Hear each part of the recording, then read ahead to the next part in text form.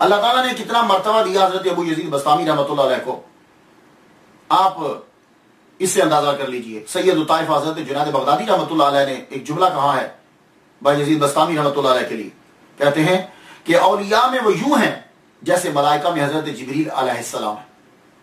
بہت بڑا جملہ ہے، بہت بڑا جملہ ہے کہ جنید بغدادی رحمۃ اللہ علیہ کہہ رہے ہیں کہ یوں ابو یزید بسطامی ولیوں میں یوں ہے جیسے فرشتوں کے اندر، ملائکہ کے اندر حضرت جبریل علیہ السلام ہے۔ اب اس جملے کی مشابہت جو ہے وہ کس طرح ریزمبلنس ہے وہ آپ لوگ خود بھی سوچ کے پیدا کر سکتے ہیں۔ میرے ذہن میں ایک بات آئی ہے کہ جب میں نے ان کی زندگی پڑھی تو انہوں نے توحید کے معارف فرسٹ ٹائم، پہلی ٹائم جو ہے وہ لوگوں کے اندر اوپن کر دی۔ توحید کے معارف جو ہے خاص طور پر فنافی توحید، اس کے معارف کھلی طور پر لوگوں کے اندر جو ہے وہ بیان کیے ہیں۔ تو جبریل علیہ السلام جو ہے وہ اکثریت نبیوں کے پاس پہلے وہی لے کر آتے تھے۔ تو اللہ تعالیٰ کا پیغام جس طرح نبیوں کے پاس وہ لے کر آتے، ایسے ہی اولیاء کے پاس جو ہے یہ حضرت با یزید بسطامی رحمت اللہ علیہ کے ذریعے سے فنافی توحید کے معارف اور یہ اثرات جو ہیں وہ پہنچے۔ دوسری بات، جبریل علیہ السلام کی پرواز جو ہے سدرۃ المنتہا سے نیچے جتنے فرشتے ہیں سب کی پرواز سے زیادہ ان کی پرواز ہے۔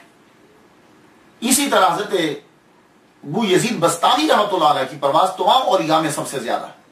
آپ ان کا معراج جو ہے، جو ان کی روح کی پرواز ہے، اسے ڈیٹیل کے ساتھ پڑھ لیجئے گا۔ سب سے زیادہ اولیاء میں پرواز جو ہے وہ ان کی۔ ایک بات یاد رکھیے گا کہ اللہ تعالیٰ جس کو بھی دیتا ہے اس کی اپنی عطا ہے۔ اسی لیے حضرت جنید بغدادی رحمۃ اللہ علیہ نے فرمایا سالکین راہ خدا کے مقامات کی جو انتہا ہے وہ ابو یزید بسطامی رحمۃ اللہ کی ابتدا۔ بس یہ اس سے اندازہ آپ کو ہو جائے گا جو میں نے ابھی جملہ کہا ہے، اس جملے سے کہ جیسے سدرۃ المنتہا سے آگے حضرت جبریل علیہ السلام کی بہت پرواز ہے، لیکن یہ یاد رکھیے گا میں کہہ رہا ہوں کہ جو سدرۃ المنتہا سے نیچے فرشتے ہیں، اس سے اوپر بھی فرشتے رہتے ہیں۔ ہاں، تو سالکین راہ خدا کے مقامات کی جو انتہا ہے ابو یزید بسطامی رحمۃ اللہ علیہ کی، وہاں سے ابتدا ہوتی۔ لیکن ایک بات یاد رکھیے گا، صوفی جو بھی بنتا ہے، ولی جو بھی بنتا ہے، وہ ادب کے بغیر نہیں بنتا۔ ہاں، اگر آپ کسی کو بدتمیز دیکھتے ہو کہ وہ بے ادب ہے تو سمجھ لو وہ ابھی ولی نہیں بنا، شعبدہ بازی ہے وہ۔ حضرت ابو یزید بسطامی رحمۃ اللہ میں ادب ملاحظہ کیجیے، آپ تصوف ہوتا ہی سارا ادب ہے، یہ بات یاد۔ کسی ایک نے تصوف کی تعریف یہ کی ہے ادب، اور آپ کا ادب کیا ہے؟ مسجد میں جب داخل ہونے لگتے، ہم بھی لوگ بھی مسجد میں جاتے ہیں، حضرت ابو یزید بسطامی رحمۃ اللہ علیہ جب دروازے پہ کھڑے ہوتے تو رونا شروع کر دیتے، روتے۔ لوگوں نے کہا حضور مسجد کے دروازے اندر جانے کے لیے آئے ہو نا، تو اندر داخل ہو، جو کھڑے ہو کے رو کیوں رہے ہو؟ کہنے لگے۔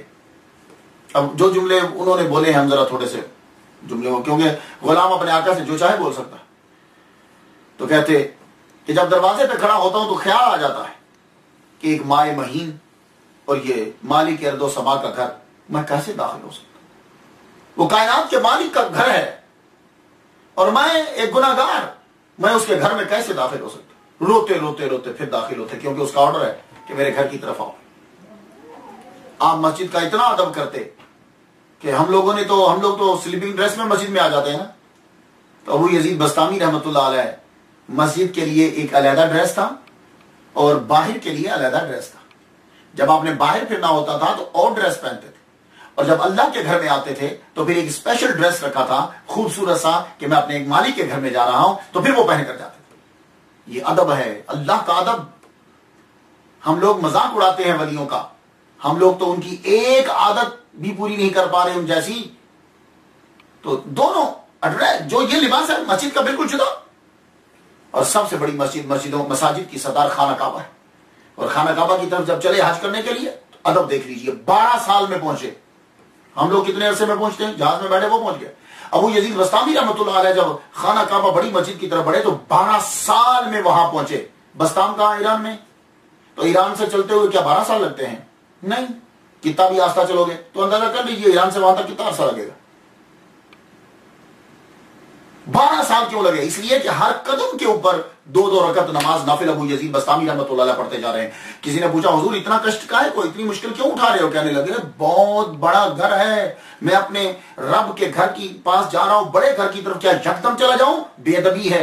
आहिस्ता आहिस्ता उसके बारगाह में सर को झुकाते हुए 2-2 रकात नफिल पढ़ते हुए हर कदम के ऊपर 12 साल में खाना काबा पहुंचे। अल्लाह अकबर जल्ला शानो, अल्लाह अकबर जल्ला शानो। ये अदब है। तो जब इंसान के अंदर अदब आ जाता है फिर अल्लाह ताला अपनी बारगाह में कबूल करता है और इबादत में फिर मजा आता है। और इबादत रब ताला की करते हैं तो क्या वली कामिल बगैर इबादत के वली बनता है? हरगिज़ नहीं।